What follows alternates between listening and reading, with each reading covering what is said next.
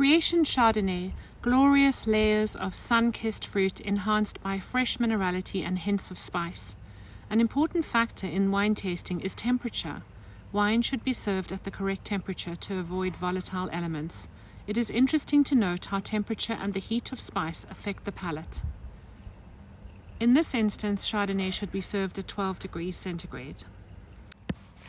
Pairing ingredients include smoked paprika, parmesan, poppy seed biscuit, and a lovely hint of citrus. The spicy paprika, the buttery nuances of the biscuit, and the umami-rich parmesan complement the wine, while the poppy seed biscuit brings out the nutty flavors of the Chardonnay, and the orange citrus is just delicious and highlights the citrus notes of the wine.